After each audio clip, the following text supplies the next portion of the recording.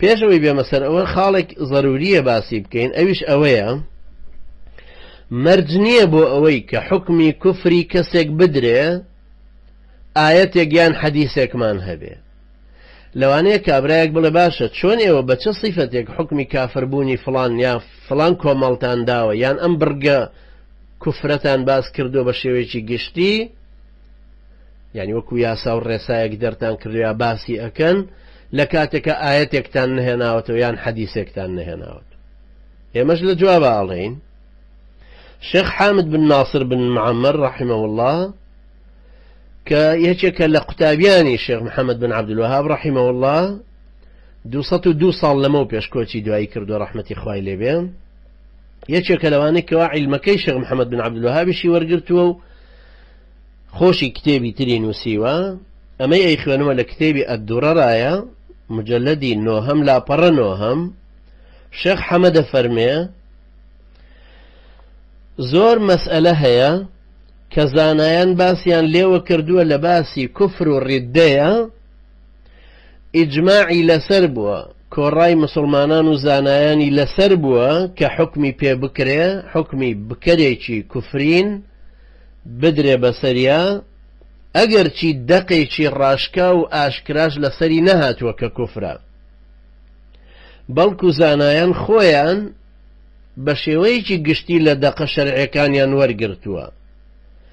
دوو نمونەی هێناوەتەوە،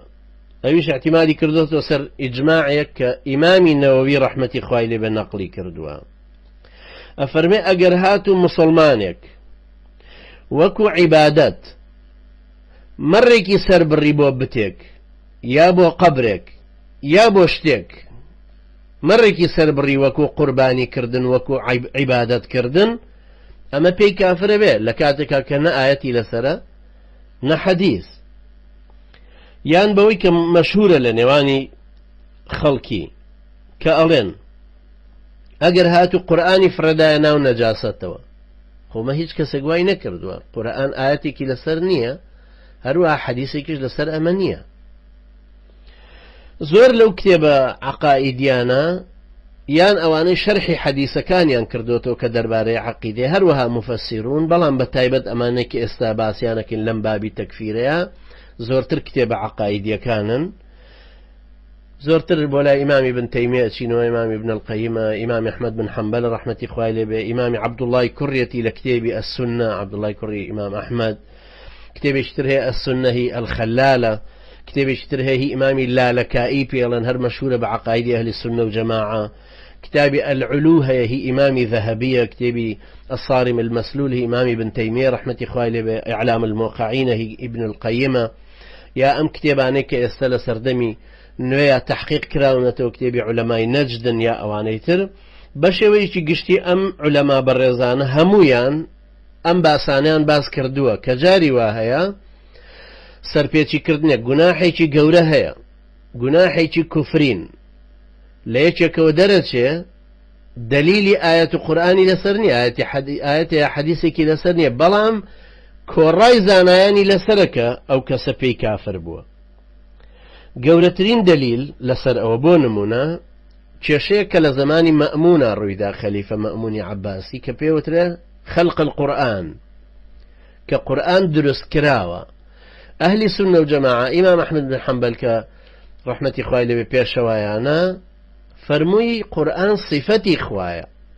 مادام صیفەتیشە دروست نەکراوە. لەسەر ئەمەوە فەرمووی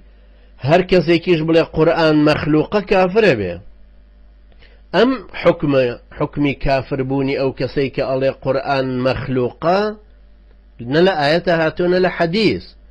بەڵام بەبێ منازع کۆڕای زانایانی لەسرە کە هەر کەسێک بڵێ قورئان مەخلووقە پێی کافرە بێ. حتا یەکێکی وەکو ئیمامی ئەبوو یوسف ڕەحمەتی خوای لێبێ، ئیمامی ئەبوو یوسف لە تەشبیهە ئەڵێن ئەبوو یوسف ئەبوو حەنیفە، یعنی ئیمامی ئەبوو یوسف کە تەلەبەیەکی ئیمامی ئەبوو حەنیفەیە ڕەحمەتی خوای لێبێ، ئیمامی ئەبوو حەنیفە ساڵی 150 هیجری کۆچی دوایی کردووە، وەک ئیمامی ئەبوو حەنیفە وایە لە عیلما، لە زۆری عیلم و بەرفراوانی عیلما. طبعا ئیمامی ئەبوو یوسف مەشهور و معروفە لە مەذهبە. ئیمامی ئەبوو یوسف ڕەحمەتی خوای لێبێ ئەفەرمێ ناظرت أبا حنيفة 6 أشهر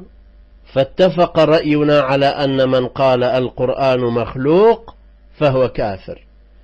6 مانگ مناقشم کرد لەگەڵ ئیمامی ئەبوو حەنیفە تا گەیشتینە ئەوەی کە ڕەئیمان بوو بۆ یەک لەسەر ئەوەی کە هەر کەسێک بڵێ قورئان مەخلووقە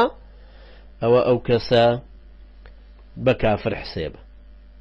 یعنی سەیریکە بۆ ئەوەی ئەمە چەندین دەرسی تایە زانایەکی پایە بەرزی وەکو ئیمامی ئەبوو یوسف ڕەحمەتی خوای لێبێ ئەو بەحرە لە هەمان کاتە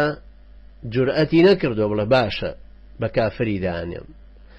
شوێنی ئیمام ئەبوو حەنیفە کەوتووە خۆی تابعی مەذهبەکەی ئەوە بەڵام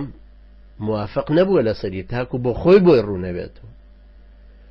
دوایی کە بۆی ڕوون بۆتەوە هیچ دلیلی ئاەت و حەدیثێکی تری لەسەر نییە بەڵام چۆتە سەر ڕەئیەکەی ئیمامی ئەبوو حەنیفە علەمایانی تر و زانایانی تریش کە بەدوایە هاتوون هەمویان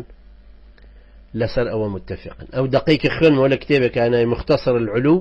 للعلي الغفار هي إمامي ذهبية رحمة إخوائي لبي أو لبي خوين مولا لا برصة بنجاو بينجا. يعني تماشاك ماويتشي زور مناقشة أما سليان كردو دعاي جيشونة تسر أويك لأحكام وريان قرتو بيوتر استنباط لي ورقرتنو لي هلنقوستنو لي هلهنجان جيشتونة أويك دليلة قطعية هركسيك وتي قرآن مخلوقة دروس كراوة بي كافر بي. أما يجي